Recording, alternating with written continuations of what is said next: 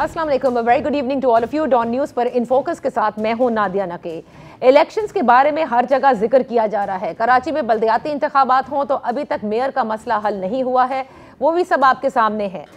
दूसरी तरफ पंजाब असेंबली का अगर हम जिक्र करें तो निगरान वजीर आला पर जैसे कि गुज़िश्ता रोज़ हमने देखा कि पार्लिमानी कमेटी भी मुत्तफिक ना हो सकी एक नाम पर, जिसके बाद मामला जो है वो इलेक्शन कमीशन की जानिब दे दिया गया। इलेक्शन कमीशन ने आज इजलास भी तलब किया और कल तक का वक्त उनके पास है, जिसके बाद फिर पंजाब के निगरान वजीर आला का नाम इलेक्शन कमीशन की जानिब से आएगा। अब यहाँ पर अहम सवाल ये है कि दो नाम जो तजवीज़ किए गए अपोजिशन की जानिब से, वो दोनों नाम पर जाहिर है कि पाकिस्तान तहरीक इंसाफ जो है उनको तहफ़्फ़ुज़ात हैं, जबकि पाकिस्तान तहरीक इंसाफ की जानिब से दिए गए नामों पर तहफ़्फ़ुज़ात जो हैं वो पाकिस्तान मुस्लिम लीग नून, पाकिस्तान पीपल्स पार्टी और इनका जो इत्तेहाद है इनको है। अब किस तरह से इलेक्शन कमीशन अनाउंस करता है और अनाउंसमेंट होने के बाद क्या वो दोनों अतराफ जो है उसे एक्सेप्ट करेंगे या फिर उसे भी चैलेंज किया जाएगा और पंजाब के मामला उसी तरह से लटके नजर आएंगे जिस तरह से कई अरसे से हम देख रहे हैं कि पंजाब के मामलात हल नहीं होते। दूसरी जानब अगर हम खैबर पख्तूनख्वा असेंबली का जिक्र करें तो बड़ी खुश असलूबी से हमने देखा कि जैसे ही चीफ मिनिस्टर ने तहलील करने का कहा, गवर्नर ने फौरी तौर पर उसे एक्सेप्ट भी कर लिया और उसके बाद एक कमेटी भी तश्कील हुई, जिसके बाद न सिर्फ निगरान वजीर आला का नाम पर इत्तेफाक हुआ बल्कि आज उन्होंने हलफ भी ले लिया।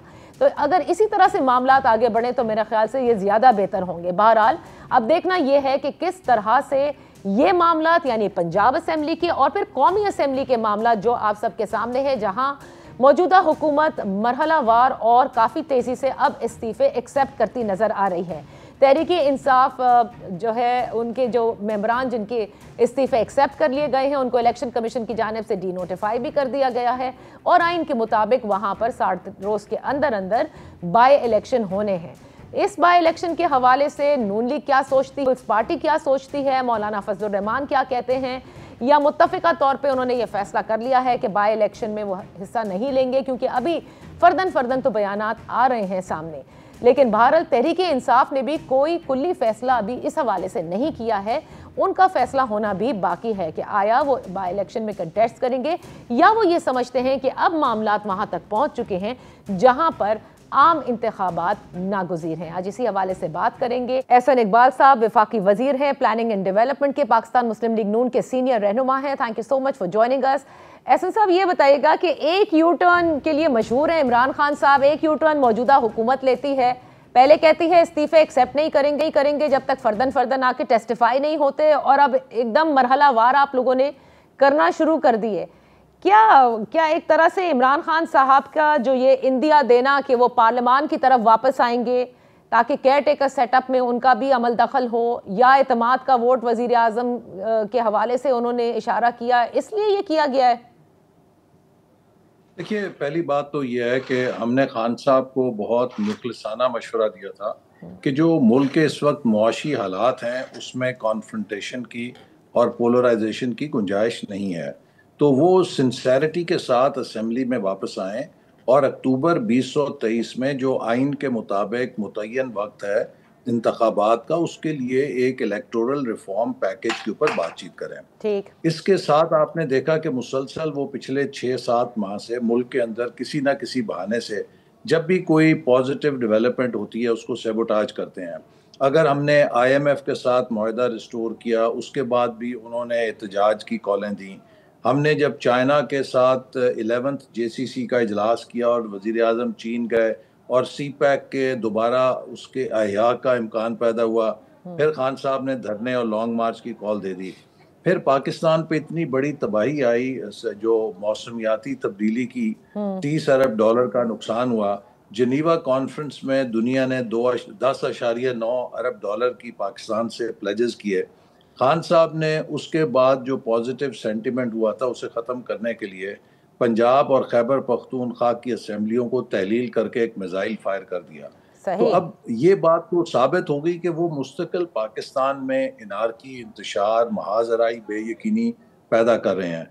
तो उनकी तरफ से कोई ऐसा जवाब नहीं आया कि जिससे इस बात का इंदिया मिलता हो कि खान साहब पाकिस्तान में पॉलिटिकल नेगोशिएशंस के जरिए किसी सियासी मसले का हल करने में संजीदा हैं। अच्छा, तो इसके लिए अब उनका जो उनकी नीयत थी वो यही थी कि 2 असेंबलियां तहलील करने के बाद वो कौमी असम्बली में भी रंपस क्रिएट करें, कौमी असम्बली को भी गैर फाल करें, कौमी असम्बली को निशाना बनाएं अपनी उस नेगेटिव सियासत का। तो इसके लिए स्पीकर ने अपनी जो इख्तियारात हैं उनको तसल्ली करके इस्तेमाल किया है। अच्छा। और जब उनका पहला पहला जो लिस्ट आई थी उसके बाद मैंने टेलीविजन पे कहा था कि इसमें कोई ऐसी यू टर्न नहीं है। मैंने कहा था कि स्पीकर ने ये एक पहला ग्रुप इस्तीफा मंजूर किया है ठीक है। और इसके बाद यूं यूं वो इस्तीफे तसली करते जाएंगे, क्योंकि कुछ पीटीआई तो के अरकान ने ओके उन्हें खुद कहा है कि कि वो हम ज्वाइन। इस्तीफा नहीं देना चाहते। सही है। तो तो एहसन साहब जो उनकी ये तसल्ली फरमाइएगा ना, होगी कतर उसकी कलामी दूसरी के लिस्ट भी आ जाएगी। लिए आप कहते हैं उन्होंने मिसाइल फायर किया एक तरह से और वो पॉलिटिकल इंस्टेबिलिटी करते चले आ रहे हैं। आप नहीं समझते कि अब जब आप जैसे जैसे इस्तीफे एक्सेप्ट करते जाएंगे, जाहिर है आप बाई इलेक्शन से ज्यादा आम इंतखाबात की तरफ बढ़ते जाएंगे और यही इमरान खान साहब चाहते हैं। देखिए, ये जो कौमी असम्बली के जो इस्तीफे हैं इनके ऊपर तो इमरान खान साहब को हम उन्हीं की जो खेल है उनको दे रहे हैं। अच्छा। क्योंकि वो इस्तीफा खेलना चाहते हैं। अब आप बताइए कि 6 महीने 8 महीने के लिए वो कौन सा संजीदा सियासी कारकुन होगा जो कौमी असम्बली के इलेक्शन में खुद को झोंकेगा।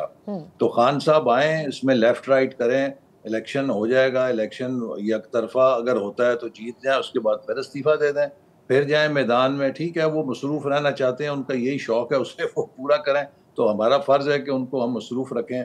लेकिन बात यह है कि तो इस वक्त पीडीएम खान हिस्सा नहीं साहब को, लेगी एहसन साहब? देखिए, इसमें ये एक तजवीज़ ज़ेर गौर है कि 6 माह के लिए हमें, अगर बाई इलेक्शन होता है तो उसमें ऑब्वियसली हमारे अरकान जो है वो भी जनरल इलेक्शन के अंदर भी इलेक्शन लड़ेंगे। तो क्या आप लोगों को 2-2 इलेक्शन के लिए 6 माह के अंदर, 8 माह के अंदर झोंकेंगे? इसके ऊपर डिबेट हो रही है। ओके। और एक राय ज़रूर ये है कि हमें फिर उस सूरत में इलेक्शन में हिस्सा नहीं लेना चाहिए। यानी ये बात अब मैं समझूं कि फाइनल है कि अक्टूबर में आम इंतखाबात तो होंगे, क्योंकि ये भी बड़ी बातें जी, की जा रही हैं कि शायद क्योंकि माशी हालात ऐसे हैं कि असेंबलियों की मुद्दत भी बढ़ाई जा सकती है। देखिए, पहली बात तो ये है कि इस वक्त आपके सामने ही है मुल्क के जो मुआशी हालात हैं।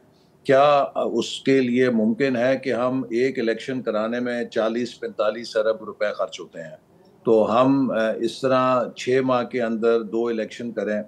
दूसरी बात यह है कि खान साहब खुद अप्रैल 2021 में काउंसिल ऑफ कॉमन इंटरेस्ट के अंदर ये फैसला करके गए थे कि अगला इलेक्शन नई मरदमशुमारी के तहत होगा। बिल्कुल और ठीक। इसकी वजह यह है कि पिछली मरदमशुमारी पे सूबा सिंध ने एतराज किया था और उसकी सिर्फ मशरूत मंजूरी दी थी कि अगर इसको 2018 के इलेक्शन के लिए इस्तेमाल किया जाए तो हम इसे मंजूर करेंगे, वरना हम नहीं करेंगे। तो इसलिए नई मरदमशुमारी का अमल खुद खान साहब के हुकूमत के रोशनी में, उनके फैसले की रोशनी में शुरू हो चुका है सही। और 30 अप्रैल तक मरदमशुमारी मुकम्मल हो जाएगी।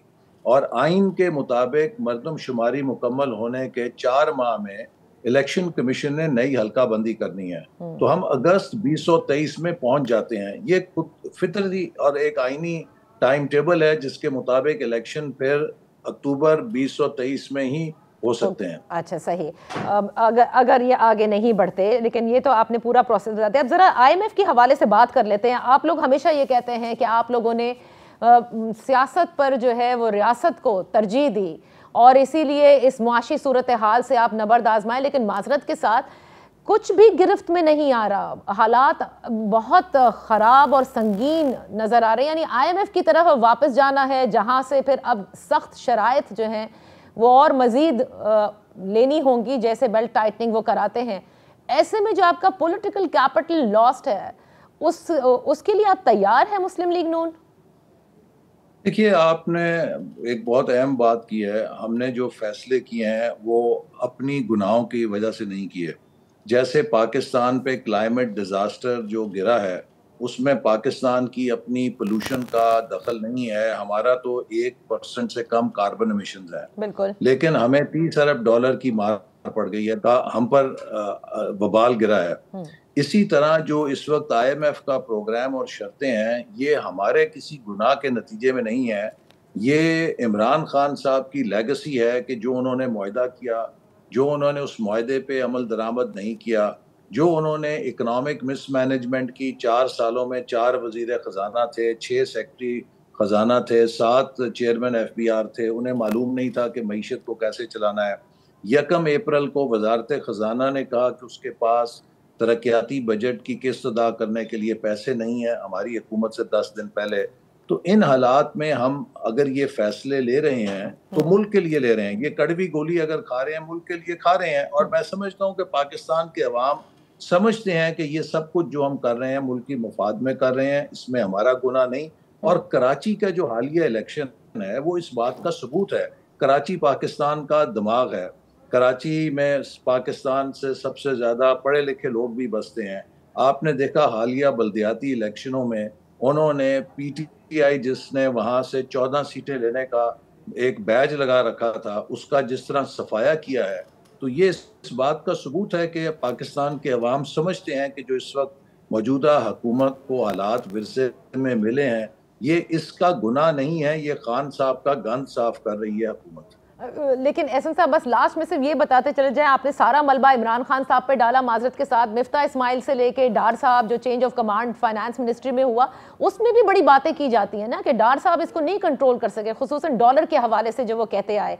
और बहुत सारे इकदाम आप लोग शायद फ्रेंडली कंट्रीज पर रिलाय जरूर कर रहे थे, उन्होंने भी कह दिया कि पहले रिफॉर्म्स कीजिए फिर आपको ये फ्रेंडली टाइप लोन्स मिल जाएंगे, वरना नहीं मिल सकते। जी नादिया साहबा, एक हमारी कोशिश ये जरूर थी कि पाकिस्तान पे 30 अरब डॉलर की चोट पड़ी, जो सैलाब ने तबाही की, वो गैर मामूली थी।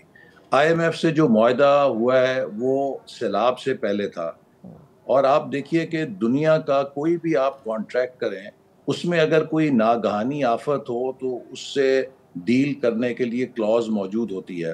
तो हमारी सिर्फ IMF से यही कोशिश थी कि हम उनको बता सकें कि हमारे अवाम किस कदर मुश्किलात में है, मुल्क के मुआशी हालात इस तबाही के नतीजे में कितने मुश्किल हालात में हैं। तो लिहाजा अगर वो ये मुतालबा कर रहे हैं कि हम उन्हीं शराइत पर अमल करें जो इस सैलाब की तबाहकारी से पहले हम पर आयद की गई थी, तो ये कुछ नाइंसाफ़ी पे मबनी है। लेकिन बहरहाल IMF जो है वो मुसर है कि आप उन्हीं शराइत को पूरा करें जो पाकिस्तान पर सैलाब से पहले आयद की गई थी। तो ये एक मुश्किल सूरत हाल है और इसमें ये तो हक था हुकूमत का कि वो कोशिश जरूर करती कि वो अवाम के मफाद में और मुल्क के मफाद में उनसे बातचीत करके उन्हें कायल करने की तो वो कायल तो नहीं हो सके। एहसन साहब, कब हम वापस ऑन ट्रैक जा रहे हैं विद IMF? हुकूमत का इतना फर्ज था कि वो कोशिश जरूर करती कि वो तमाम अपने जो उसकी कोशिश है बरूए कार लाए कि IMF को कायल कर सके कि वो पाकिस्तान की इस मुश्किल को समझें। अलबत्ता IMF का इकरार है कि जो मुआहदा इमरान खान साहब ने उसके साथ किया था, हुकूमत पाकिस्तान उस पर मनोअन तस्लीम करे और अमल करे। तो ये कुछ अमली दिक्कतें थी जिसकी वजह से देर हुई, वरना अब उनकी टीम आ रही है। हम कोशिश करेंगे कि जिस हद तक हम कुछ रियायत ले सकते हैं लें, लेकिन हमें मजबूरी है कि उस मुआहदे पर अमल करना पड़ेगा, चूंकि उस पर हुकूमत पाकिस्तान इमरान खान के दौर पे दस्तखत कर चुकी है। ओके, बहुत बहुत शुक्रिया एहसन इकबाल साहब। टीम आ रही है और उनकी जितनी भी शराइत हैं वो माननी पड़ेंगी। We take a break here. Break के बाद वापस हाजिर होते हैं, हमारे साथ होंगे शफकत महमूद साहब। Welcome back. इन फोकस हैं शफकत महमूद साहब, साबिक वफाकी वजीर भी हैं, तहरीक इंसाफ के सीनियर रहनुमा भी हैं। और ये जो सारा कौमी असम्बली का इस वक्त मामला चल रहे हैं, जिसमें इस्तीफ़ों की मंजूरी मरहला वार की जा रही है और साथ साथ बार बार तहरीक इंसाफ ये जोर डाल रही है कि किसी सूरत आम इंतखाबात हो जाएं, जो कि अब तक लगता नहीं कि ये मौजूदा हुकूमत करने को है। आज इस पर बात करते हैं शफकत महमूद साहब से कि इन लोगों ने अगर नहीं होते आम इंतखाबात तो उस सूरत में क्या किया जाएगा। Thank you so much for joining us Shafqat Mahmood साहब। जैसे कि तवक्को थी, पहले ज़रा पंजाब के मामलात पे आ जाते हैं कि खैबर पख्तूनख्वा में तो इतने मतलब आसानी से मुत्तफिक भी हो गया कि CM कौन होंगे, केयर टेकर, वहाँ तो कोई मसला नहीं हुआ। लेकिन पंजाब का मसला जूं का तू ही नज़र आता है। मतलब जो हालात पंजाब में थे वो आज भी वही, और अब तो इलेक्शन कमीशन ने इजलास भी आज तलब कर लिया है। कल वो कहते हैं कि निगरान वजीर आला का नाम भी देंगे। क्या तहरीक इंसाफ इलेक्शन कमीशन की जानिब से जो भी नाम सामने आता है उसे कबूल करेगी? पहली तो बात यह है कि खैबर पख्तूनख्वा में जो फैसला हुआ है और पंजाब में नहीं हुआ, उसकी वाहिद वजह नून लीग है। नून लीग जो है उन्होंने पंजाब का जो प्रोसेस था उसको मजाक बना दिया और दो ऐसे लोगों को नॉमिनेट किया कि जो हर लिहाज से उनके अपने वफादार थे, जो उनके साथ मिले हुए थे। एक अहद चीमा जो उनके स्पेशल असिस्टेंट और एक मोहसिन नकवी जो कि जितने भी शाहिद थे वो ये थे कि वो उनके बहुत ही करीब लोगों में से शामिल हैं। तो इसलिए ये तो एक प्रोसेस को मजाक बना दिया। हमने तो ऐसे लोगों को नॉमिनेट किया था कि जो इंडिपेंडेंट लोग थे। लेकिन बहरहाल अब इलेक्शन कमीशन का हम देखते हैं कि इलेक्शन कमीशन अगर तो गैर जानबदारी करती है तो फिर तो एक ऐसे शख्स को बनाएंगे कि जो वाकई किसी के साथ उसका कोई ताल्लुक इतना ऐसा सियासी या अदरवाइज नहीं होगा। लेकिन हमें थोड़ा सा डर है क्योंकि जो इलेक्शन कमीशन है इसका माजी में जो कॉन्डक्ट रहा है वो कोई इतना तसल्ली बख्श नहीं रहा। आप लोगों की शिकायत रही है वैसे भी इस इलेक्शन कमीशन से, लेकिन क्या ये पार्टी के अंदर विदिन आप लोगों ने तय किया हुआ है? जाहिर है कि अब ये तो एक आईनी तरीके से हो रहा है ना कि इलेक्शन कमीशन के पास चली गई बात। अब जो भी वो फैसला करेंगे, would you be able to challenge that कि अगर वो आपकी मर्जी का नहीं आता, क्योंकि नामों पर तो आपको इतराज है ना? नहीं, मेरा ख्याल है कि ये कहना कि मर्जी का नहीं आता वुड नॉट बी राइट। जो सही बात है वो ये है कि अगर इलेक्शन कमीशन, जिस तरह केपी में आजम खान का नाम आया ऑपोजिशन की तरफ से आया और क्योंकि वो एक इंटेग्रिटी वाले शख्स हैं, क्योंकि उनका एक इमेज है कि वो न्यूट्रल है, तो इसलिए फौरी तौर पे हमने उसको एक्सेप्ट कर लिया। इसी तरह मैं ये कह रहा हूं कि अगर इलेक्शन कमीशन किसी ऐसे शख्स को नॉमिनेट करती है जिसका इमेज पब्लिक में ये है कि वो न्यूट्रल है, उनका इमेज है कि वो पाक साफ है, उनके माजी में कोई दाग नहीं है, तो हम यकीनन कबूल करेंगे। लेकिन अगर वो मोहसिन नकवी को कर देते हैं या किसी ऐसे शख्स को कि जो साफ जाहिर है कि वो नून लीग के साथ या किसी और सियासी जमात के साथ जुड़ा हुआ है, तो फिर तो एक्सेप्ट करना मुश्किल होगा। लेकिन यहाँ तो बात ये है शफकत साहब के दो नाम ही प्रपोज किए हैं और दोनों पे ही आपको इतराज़ात हैं। चलें, अब वो जो भी इलेक्शन कमीशन फैसला करता है वो कल रात तक उनके पास टाइम है और उसके बाद सामने आ जाएगा। अब ये बताइएगा, जो कौमी असम्बली के मामलात हैं जहाँ के इस्तीफ़े मरहलावार इस वक्त कबूल हो चुके हैं और कुछ अभी भी बाकी हैं, जो बाई इलेक्शंस होंगे इसमें सब हिस्सा लेंगे या वही तरीक़ाकार होगा कि इमरान खान साहब तमाम जगहों से कंटेस्ट करेंगे? आखिरी बात मैं इलेक्शन कमीशन के बारे में कर दूं कि इलेक्शन कमीशन के ऊपर का बहुत इम्तिहान है ये नॉमिनेशन ऑफ चीफ मिनिस्टर, और इसलिए हम उम्मीद करते हैं कि वो ऐसे शख्स का इंतखाब करेंगे जो कंट्रोवर्शियल ना हो। अब रह गया आपका सवाल दूसरा। देखिए, पहले ये इतनी बड़ी बातें करते थे कि जी असेंबली आए और स्पीकर हमें बड़े कहानियां सुनाते थे कि किस तरीके से जाती तौर पे आना पड़ेगा, उसका क्या हाथ से लिख के देना पड़ेगा। लेकिन जैसे ही हमने इशारा किया, अभी हमने फैसला नहीं किया था, सही, हमने सिर्फ इशारा किया कि हम वापस आ रहे हैं, तो इनकी घबराहट तारी हो गई और इन्होंने फटाफट इस्तीफे मंजूर कर लिए। मेरा ख्याल है कि मुझे जाती तौर पे इसके बारे में, क्योंकि वैसे तो ये मेलफ आईडी है, क्योंकि अगर मंजूर करने हैं तो सारे करें, और ये जो पीस मील कर रहे हैं इसका मतलब है कि ये कोई गेम्स खेल रहे हैं, ये कोई गैर जानिबदारी का रोल नहीं कर रहे स्पीकर साहब। लेकिन मैं ये कहता हूं कि अगर 70 इस्तीफे मंजूर हो गए और बाकी भी वो मंजूर करने वाले हैं, तो ये हमें वो हमारी जो स्ट्रेटजी है जनरल इलेक्शन के करीब लेके जा रहे हैं। अच्छा, और जो भी चीज जनरल इलेक्शन के करीब लेके जाती है वो ठीक है, फाइन। लेकिन अभी तो बार बार हुकूमत ये कहते नजर आ रही है कि बाई इलेक्शंस होंगे और शायद पीडीएम उसमें हिस्सा भी ना ले। मौलाना फजलुर रहमान तो ये कह ही चुके हैं, अभी तक आम इंतखाबात की तो बात ही नहीं हो रही। देखिए, बात यह है कि अगर पंजाब में और केपी में 90 दिन के अंदर इलेक्शन हो रहे हैं और एक बहुत वसी एक्सरसाइज हो रही है और उसके ऊपर 70 या 100 हलकों में एनए के इलेक्शन हो रहे हैं, तो मुझे आप बताएं कि फिर जनरल इलेक्शन में और उसमें क्या फ़र्क रह गया। तो ये तो इनको कुछ थोड़ा सा, क्योंकि असल में मसला इनका ये है, फजलुर रहमान का भी और इन सब का मसला इनका ये है कि इन्होंने अपने जितने केसेस हैं उनको ख़त्म करा लिया है, कुछ रह गए हैं। इनका यही मकसद है और ये इसकी चीज़ की परवाह नहीं है कि पाकिस्तान इस वक्त सियासी तौर पे डिस्टेबलाइज हुआ है। सियासी तौर पर डिस्टेबलाइज हुआ है, लेकिन इसके लिए तो शफकत साहब सब कहते हैं कि खान साहब और आप सब लोगों के लिए पे ओनस ज्यादा जाता है कि किसी सूरत मुल्क को स्टेबल नहीं होने दे रहे। देखिए, स्टेबल की होने की बात नहीं है, बात यह है कि जब 14 जमातें जो पाकिस्तान को तबाह करने पर तुली हुई हैं, तो अवाम तो रिएक्ट करेंगे और अवाम रिएक्ट कर रहे हैं और हम अपोजिशन है। हम कह रहे हैं कि अगर पाकिस्तान के मसाइल का कोई हल है तो वो सिर्फ इलेक्शन है। अच्छा, तो इसलिए इलेक्शन के बगैर और कोई चारा नहीं है। अभी जो इन लोगों ने किया है मौजूदा हुकूमत ने कि मरहलावार इस्तीफे किए, बिल्कुल आप ठीक कह रहे हैं। पहले उन्होंने कहा था कि सामने आए फर्दन जो है वो टेस्टिफाई करें तो फिर ये मंजूर होंगे, लेकिन फिर वो एतमाद के वोट के बाद परवेज इलाही साहब के वो ये कहते हैं कि ये एक तरह से सियासी जिसे कहते हैं टिट फॉर टैट उन्होंने किया। लेकिन कहीं तहरीक इंसाफ में शफकत साहब ये डिस्कशन है या सोच पाई जाती है कि कम से कम कौमी असम्बली के इस्तीफे नहीं देने चाहिए थे, क्योंकि देखें जब आम इंतखाबात होंगे निगरां सेटअप में आपकी जमात अगर कंप्लीटली माइनस है उससे, तो यह आप लोगों के लिए भी एक तरह से it doesn't work for you. So कहीं ये सोचा गया है, बिकॉज आप केपी भी तहलील कर चुके, पंजाब भी कर चुके, आम इंतखाबात होते अभी तक तो नजर आ नहीं रहे।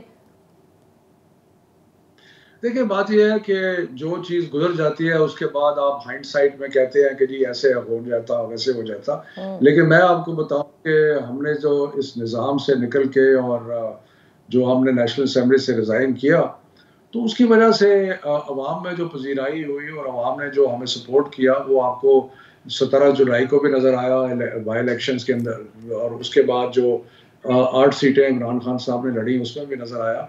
और ये जो कह रहे हैं कि जी हम इलेक्शन नहीं लड़ेंगे, वो ये नहीं है इसलिए कि वो लड़ना नहीं चाहते, इसलिए कि वो उनको घबराहट है कि फिर दोबारा एक शिकस्त होगी और दोबारा बेइज्जती होगी। लेकिन खैर ये उनको परवाह नहीं है बेइज्जती की और ये हर वक्त बेइज्जती करा रहे हैं। ये फैसला पार्टी करेगी कि जो 70 या 100 सीटें हैं उन पे हमने किस तरीके से इलेक्शन लड़ना है। अच्छा, लेकिन निगरां सेटअप में आप लोगों का किरदार होना तो जाहिर है लाजिम है। जब भी आम इंतखाबात की तारीख होती है तो उसमें अगर आप लोग कौमी असेंबली में ना हुए तो फिर आप इस पूरे प्रोसेस से बाहर हैं। गुजारिश ये है कि पाकिस्तान की जो इस वक्त अशद ज़रूरत है वो ये है कि एक ऐसा इंतखाब हो, ना सिर्फ ये कि जल्दी हो बल्कि ऐसा इंतखाब हो जो फ्री फेयर हो, जिसको सब तस्लीम करें, क्योंकि अदरवाइज पाकिस्तान जिस नहज पे इन्होंने पहुंचा दिया है, हम बिल्कुल एक बड़ी ख़तरनाक मोड़ पे पहुंच गए हैं, इकोनॉमिकली भी पॉलिटिकली भी। तो इसलिए ऐसा इंतखाब ऐसी केयर टेकर बनानी इंतखाब के लिए कि जो हमें कबूल ना हो, मेरा ख्याल है कि वो पाकिस्तान के साथ एक बगावत होगी। शफकत साहब, एज वी स्पीक और खान साहब ये कह भी चुके हैं कि इस्टेब्लिशमेंट से किसी किस्म के कोई राब्ता नहीं है जो मौजूदा इस्टेब्लिशमेंट है। आप समझते हैं कि इलेक्शन से कबल इन राब्तों के लिए कोशिश भी की जाएगी और ये इंतहाई ज़रूरी हैं, कीपिंग इन माइंड पाकिस्तान की जो सियासी तारीख रही है या जो सियासी सेटअप है? देखिए, खान साहब ने कह दिया राब्ता नहीं है और हमें कोई ज़रूरत नहीं है कि हम बार बार एक सियासी डिबेट में इस्टेब्लिशमेंट को खींच के लाएं। मेरा ख्याल है कि अगर वो कह रहे हैं कि वो नहीं होंगे और न्यूट्रल हैं तो मेरा ख्याल है let us leave it at that instead of कि हम हर बात में उनको खींचें। सही। परवेज इलाही साहब के हवाले से कुछ तय हुआ है? क्या वो वाकई जम होंगे पाकिस्तान तहरीक इंसाफ में जब ये पंजाब असेंबली के जो अब इंतखाबात होने, या फिर सीट एडजस्टमेंट पे ही बात बनेगी? देखिए, वो अपनी जमात है, वो हमारे हमायती हैं, हमारे साथ हैं, कोलिशन पार्टनर्स भी रहे हैं, तो इसलिए नेचुरली हम उनके साथ बैठ के सीट एडजस्टमेंट या जो भी सूरत हाल है उसके ऊपर गुफ्तगू होगी और वो दोनों पार्टियां मिलकर करेंगी। क्योंकि खान साहब तो बार बार कहते हैं कि उनकी ख्वाहिश है कि वो तहरीक इंसाफ में जम हो जाएं। जो अगर जम हो गए तो फिर बिल्कुल ही मुख्तलिफ सूरत हाल होगी, तो ये तो वक्त आने में पता चलेगा। सड़कों पे एहतजाज की कोई आप लोगों ने प्लानिंग की है? क्योंकि ये भी सुनने में आ रहा था कि फिर सड़कों पर भी निकला जाएगा अगर मामलात वहाँ तक पहुँचे कि जहाँ पर आम इंतखाबात होते ही नहीं, क्योंकि असेंबलियों की मुद्दत बढ़ाने की भी बातचीत मतलब इस तरह से ज़ेरे गर्दिश करती ही रहती है कि शायद असेंबली की तारीख भी बढ़ा दी जाए। सब कुछ मुमकिन है, लेकिन मेरा ख्याल है इस वक्त उसके बारे में, अपनी स्ट्रैटेजी के बारे में मजीद कहना कबल अज़ वक्त होगा। बहुत बहुत शुक्रिया शफकत महमूद साहब for participating on interest. Let's take a break over here. Break के बाद वापस हाजिर होते हैं। Welcome back. एक तरफ कौमी असेंबली में तहरीक इंसाफ के धड़ाधड़ इस्तीफे एक्सेप्ट हो रहे हैं, वो मरहलावार लेकिन अब तो काफ़ी तेज़ी से हो रहे हैं, तो दूसरी तरफ तहरीक इंसाफ के ही मुनहरिफ जो अरकान हैं, जो लगभग 20 के करीब हैं, वो कौमी असेंबली में बतौर ऑपोजिशन इस वक्त वहां पर हैं। लेकिन आने वाले आम इंतखाबात में जो निगरान सेटअप बनेगा उसमें जाहिर है कि ऑपोजिशन का भरपूर किरदार अदा करने के लिए क्या ये तैयार है, किस किस्म का ये किरदार अदा करेंगे, आज इसी पर बात कर लेते हैं। इन फोकस हैं डॉक्टर रमेश कुमार, कौमी असेंबली के मेंबर हैं, अब ऑपोजिशन में हैं और तहरीक इंसाफ के मुनहरिफ रुकन में से। Thank you so much for joining us doctor साहब। कौमी असेंबली में इस वक्त क्योंकि आप ऑपोजिशन में हैं, जरा पहले तो इस पे आ जाते हैं कि जो मईशत के हालात हैं जो मौजूदा हुकूमत की गिरफ्त से बिल्कुल बाहर निकलते नजर आ रहे हैं, आप फरमाइएगा बतौर ऑपोजिशन एक्चुअली आप लोगों का क्या किरदार है इसमें? ऐसा लगता है हुकूमत अपनी मर्जी से जो पॉलिसी बनाना चाह रही है वो बनाती जा रही है। देखिए नादिया, मैं समझता हूँ अपने ज़मीर के साथ हर वक्त ये आवाज़ उठाता रहता हूँ, चाहे असेंबली हो चाहे मीडिया हो। ये 2-3 दिन पहले हमने चैम्बर्स फेडरेशन और चैम्बर ऑफ कॉमर्स से मुलाकात की, फिर स्टेट बैंक से मुलाकात की। उसके बाद क्योंकि हमारी पूरी कमेटी, तो मैंने और शेख कैसर ने और कासम गिलानी ने, हम तीनों ने तो कमेटी की तरफ से प्रेस कॉन्फ्रेंस में भी ये बताया कि गवर्नमेंट को सब कुछ ठीक है ये नहीं कहना चाहिए क्योंकि सब कुछ ठीक नहीं है। हजारों एलसियां रुकी हैं, हजारों कंटेनर रुके हुए हैं और हम अपनी डोमेस्टिक पॉलिटिक्स, डर्टी पॉलिटिक्स में हम अभी तक फंसे हुए हैं। मुल्क हमारा रिस्क पे है और वही सारी चीज़ें जैसे श्रीलंका में हुई है वैसी ही सारी चीज़ें हो रही है, तो हमें इन चीज़ों को सीरियस लेना चाहिए। यानी इमरान खान साहब की बात जो है वो सही है कि मुल्क श्रीलंका की तरह डिफॉल्ट ना हो जाए। वो बार बार कहते हैं कि हाल जो है उसका श्रीलंका जैसा हो जाएगा और आप भी यही कह रहे हैं। देखिए, तो खान साहब को तो खैर कहना नहीं चाहिए क्योंकि खान साहब ने तो खुद ही जो है उसका बड़ा कसूरवार वो भी है इस चीज़ में। ऐसे नहीं कि ये गवर्नमेंट, ये एक तसलसल है, ये कोई 4-5-6 महीने की कहानी नहीं है। और जो माजी में जो चीज़ें 3 सालों में हुई वो भी IMF क्या कहता था, IMF हमारी की ज़बान के ऊपर IMF कहता था कि आप पहले कानून बनाओ, पहले कमेंटमेंट करो, उसके बाद जो आपकी ज़बानी कमेंटमेंट के ऊपर हमें एतबार नहीं है। तो उस टाइम खान साहब को भी ये कहते थे, मगर खान साहब की जब अपनी हुकूमत जाने लगी तो खान साहब ने भी IMF का एग्रीमेंट डेविएट कर दिया। फिर अगर डार साहब आए तो उसने भी डेविएट कर दिया। सिंधी में कहते हैं घाटी न को घोट में, कमी न को क्वाम है। सो किसी ने भी अपनी जाती पॉलिटिक्स को देखते हुए, फायदे को देखते हुए, पर्सनल इंटरेस्ट को देखते हुए, उन्होंने किसी ने भी ये नहीं देखा कि मुल्क के साथ क्या हम करने जा रहे हैं। तो आपका मतलब ये है, this is very important doctor Ramesh, आप ये कह रहे हैं कि डार साहब भी वही कर रहे हैं जो जमात बार बार ये कह रही थी कि हम अपनी सियासत पर रियासत को तरजीह दे रहे हैं, तरजीह दे रहे हैं। वो होता, देखें, पेट्रोल की जब IMF के साथ लेवी की एक कमेंटमेंट थी, आपने जनवरी में वो कमेंटमेंट की और शौकत तरीन खुद ने आके हमें सबको बताया था असेंबली में। उसके बाद क्यों खान साहब ने जाते जाते पेट्रोल 10 रुपए में प्राइस कम बढ़ाया? आपकी बात सही है कि आप 10 रुपए कम करने जा रहे हो। डार साहब आया तो उसने भी मरियम नवाज के कहने के ऊपर जो कम किया, आज तक वो लेवी क्यों नहीं IMF हमारे पास आ रही है? तो किसी ने जो है ना वो मुल्क को तरजीह नहीं दी, हर बंदे ने जो है वो अपनी पॉलिटिक्स को तरजीह दी है। मैं नहीं समझता कि खान साहब ने अच्छा किया या इन्होंने अच्छा किया, दोनों ने गलत किया। दोनों ने गलत किया। अच्छा, अब आप क्योंकि ऑपोजिशन बेंचेस पर हैं, आप समझते हैं डॉक्टर साहब कि अब जिस तरह से खान साहब बार बार कह रहे हैं और बड़ी जमात है ऑपोजिशन की जो ये कहती है, यानी है तो वो अभी इस वक्त तो बाहर बैठकर ही ऑपोजिशन कर रहे हैं, लेकिन कब से कर रहे हैं, वो ये कहते हैं कि एक ही हल है और वो ये है कि आम इंतखाबात करा दिए जाएं इस वक्त, क्योंकि आप कहते हैं ना उनकी पॉलिसी अच्छी ना डार साहब की अच्छी, कर देने चाहिए आम इंतखाबात। मुझे इलेक्शन सॉल्यूशन नजर नहीं आता है। कोई इलेक्शन के अंदर कोई पार्टी मेजॉरिटी नहीं लेगी, दोबारा यही होगा। मैं समझता हूँ वो चीज़ें और ख़राब होंगी।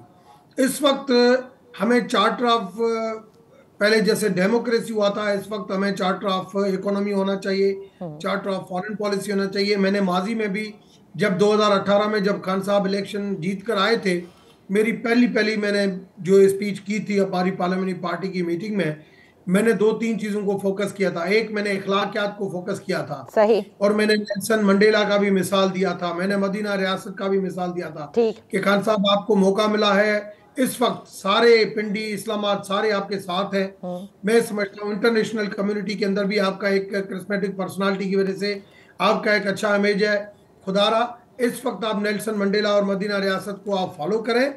बातों की हद तक नहीं, अच्छा, आप आगे बढ़े और आप सबको इकट्ठे लेके चलें, सबको माफ करें और आगे बढ़े। लेकिन जिस चार्टर ऑफ इकोनॉमी का आप जिक्र कर रहे हैं डॉक्टर साहब, वो तो पॉसिबल नहीं ना। अब तो देखें कैसे कौमी असेंबली में उनके इस्तीफे भी एक्सेप्ट हो रहे हैं। इलेक्शन आप कहते हैं सोल्यूशन नहीं है, तो ये चार्टर बाहर बैठी हुई जमात से कैसे होगा? मैं समझता हूँ वक्त और हालात जो है वो ऐसे हालात पैदा करेंगे कि ऐसे मोड़ आ जाएंगे जब पता चलेगा कि इलेक्शनें जो है वो नहीं अभी हो रही है और मुल्क इस तरीके से जा रहा है, तो कोई खुदगर्जी होगा जो अपने लिए जीता होगा, जो फिर भी इलेक्शन की और ऐसी बातें करेगा और आगे नहीं बढ़ेगा। यानी असेंबलियों की जो मुद्दत है, आप ये कह रहे हैं ये बढ़ाई जाएगी और ये ऑन द कार्ड्स है और ये होगा। असेंबली की मुद्दत बढ़ती है नहीं बढ़ती है इसका अभी मैं नहीं कह सकता। वो तो ख्वाहिश जरूर जो है वो गवर्नमेंट की हो सकती है कि हम अगर मुश्किल फैसले लें तो उसके लिए हमारी 1 साल की हमें गारंटी हो कि हम आगे बढ़ाएं। मगर इस वक्त पंजाब और केपीके का टूट जाना और एमएनए जो है 81 चले गए हैं, अभी इस हफ्ते भी कुछ जा रहे हैं, तो ये जो इतनी जो रेजिग्नेशन हो गई है तो उसकी बाय इलेक्शन होना, ये सारे इश्यूज जो है ना वो इतने इजी नहीं है कि एक इंटरव्यू या एक टेबल के ऊपर ये ABC 3 प्लान होते हैं। मैं समझता हूँ वक्त और हालात के मुताबिक देखते हुए और कोई ना कोई डिसीजन लेना पड़ेगा। जितने स्टेक होल्डर्स हैं सबको डिसीजन लेना पड़ेगा। अगर एक के कंधे के ऊपर ये छोड़ दिया कि जो मर्जी पड़े गवर्नमेंट करे जिसका ये कॉन्स्टिट्यूशन ये कहता है, तो मैं समझता हूं कि श्रीलंका होने से जो है वो हमें कोई नहीं रखता। डॉक्टर साहब, स्टेक होल्डर्स में इस वक्त एक स्टेक होल्डर्स वो हैं जो हुकूमत में हैं, एक वो जो ऑपोजिशन बेंचेस पे आप बैठे हुए हैं, एक इमरान खान साहब जो कौमी असेंबली के बाहर हैं। इसके अलावा अब तो कोई स्टेक होल्डर नहीं है, सब न्यूट्रल हो गया। आप कोई न्यूट्रल नहीं होता और मैं समझता हूं कि सबसे पहले पाकिस्तान की थ्योरी होती है और इस वजह से हालात जो भी यहाँ पे हल्के हैं जो पावर रखते हैं उनको लाजमी है जब पाकिस्तान की बात आएगी तो सब आगे आएंगे और कोई ना कोई सॉल्यूशन निकलेगा। अच्छा। ऐसे नहीं हो सकता। ऐसे अगर इजी होता तो मियाँ नवाज शरीफ जो है वो आज ही दूसरी फ्लाइट में आ जाते। वो अपना प्रोग्राम डिले के ऊपर डिले क्यों कर रहा है? तो इस वजह से ज्यादा मैं मीडिया के सामने तो बातें नहीं कर सकता हूँ, मगर मैं समझता हूँ कि कुछ ना कुछ चीजें ऐसी चल रही है जिसके अंदर ये 10-15 दिन जो है ये डिसीजन मेकर होंगे और ये जो है ये आप समझ लें कि फरवरी का फर्स्ट वीक जो है वो पाकिस्तान की एक रिजिम, पाकिस्तान की एक लाइन सेट करेगा कि पाकिस्तान को किस डायरेक्शन के ऊपर चलना है। यानी कोई नई किस्म की अब रिजीम का फॉर्मूला सामने आएगा। कुछ भी हो सकता है, मगर पाकिस्तान एक एटमी पावर है, पाकिस्तान की एक जननी कौम है और पाकिस्तान की एक ताकतवर फौज है और पाकिस्तान के जो है वो मुहाफिज इस तरीके से जो है वो पाकिस्तान चलता रहे। हजारों एलसियां जो है वो पेंडिंग में रहे। सही। सूबाई असेंबलियों के इलेक्शंस होते देख रहे हैं पंजाब की और खैबर पख्तूनख्वा के। देखिए कॉन्स्टिट्यूशन तो ये कहता है कि 3 महीने पंजाब में भी कराना है, 3 महीने में केपीके में भी कराना है, अभी 1.5 महीने में बाय इलेक्शन एमएनए की भी करानी है। मगर ये चीजें जो ना सॉल्यूशन नहीं है पाकिस्तान की इकोनॉमी का। तो इस वजह से मुझे लगता है कि 8-10 दिन के अंदर काफी चीजें जो है वो डिसाइड होने जा रही है। अच्छा डॉक्टर साहब, एक आखिरी चीज बता के जाइए, अगर इलेक्शन होते हैं तो आप और आपके साथ जो इस वक्त ऑपोजिशन बेंचेस पर बैठे हैं ये किस जमात में जाएंगे? तहरीके इंसाफ जाहिर है वो तो आपको अब नहीं एक्सेप्ट करेंगे। पीएमएलएन की एक पॉलिसी है कि हम अपने उन्हीं लोगों को टिकट देंगे जो हमारे साथ रहे, हम क्योंकि बाय इलेक्शंस में पंजाब के वो सफ़र कर चुके हैं। तो आपने क्या सोचा हुआ है? देखिए नादिया, मैं 2002 से मैंने हर हुकूमत के साथ काम किया। Being a pattern in chief Pakistan Hindu council मेरे लिए मसला नहीं है और मेरी अपनी ऐसी पोजीशन है कि मुझे किसी पॉलिटिकल पार्टी की जो है ऐसे पॉलिटिकल पार्टी मेरी ज़रूरत है तो पॉलिटिकल पार्टी की मैं भी ज़रूरत हूँ। तो इस वजह से मुझे अपने फ्यूचर के बारे में किसी किस्म का कोई फिक्र नहीं है और नसीब में जो लिखा होता है वो ज़रूर मिलता है। मैं सिर्फ ये चाहता हूँ कि मुल्क है तो हम है। हमारे मुल्क के अंदर इस वक्त नहीं ईस्ट सेफ है, बॉर्डर नहीं वेस्ट सेफ है और हमें कम से कम अपनी और नहीं हम इंटरनली सेफ है। तो इस वजह से हमें इस वक्त पाकिस्तान की सिक्योरिटी सिस्टम, पाकिस्तान की इकोनॉमी और पाकिस्तान का इंटरनेशनल इमेज, क्यों हमें रिलीजियस फ्रीडम वाले ये कहें कि आपके मुल्क के अंदर रिलीजियस फ्रीडम नहीं है, क्यों हमें यूएन हमसे ये मांगे, क्यों हमसे यूएस हमसे डिमांड करे, क्यों हमारे मुल्क को जो है वो दहशतगर्द का नाम दिया जाए।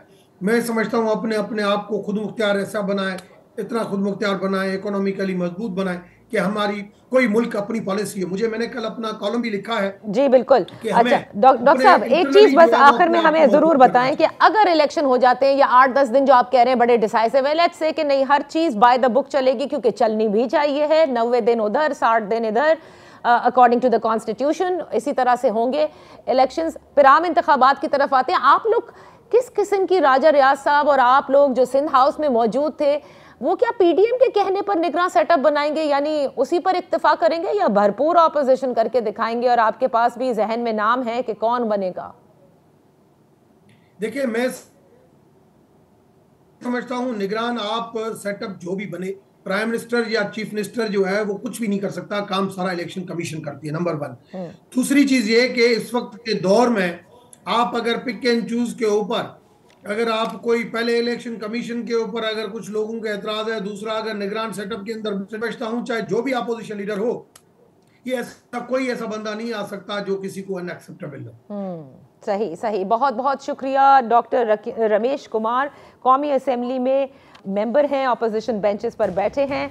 उन्होंने कहा 8 से 10 दिन इंतहाई अहम है, वो इलेक्शन भी होते नहीं देख रहे, सारी चीज़ों को तब्दील होता भी देख रहे हैं। अब 8 से 10 दिन में या फरवरी के फर्स्ट वीक में ऐसा क्या होने जा रहा है ये तो वक्त ही बताएगा, लेकिन सियासत काफ़ी दिलचस्प है क्योंकि डॉक्टर रमेश के मुताबिक न्यूट्रल कुछ नहीं होता। इजाज़त दीजिए, इंशाल्लाह फिर आपकी खिदमत में हाजिर होंगे। अपना ख्याल रखिएगा, अल्लाह हाफिज़।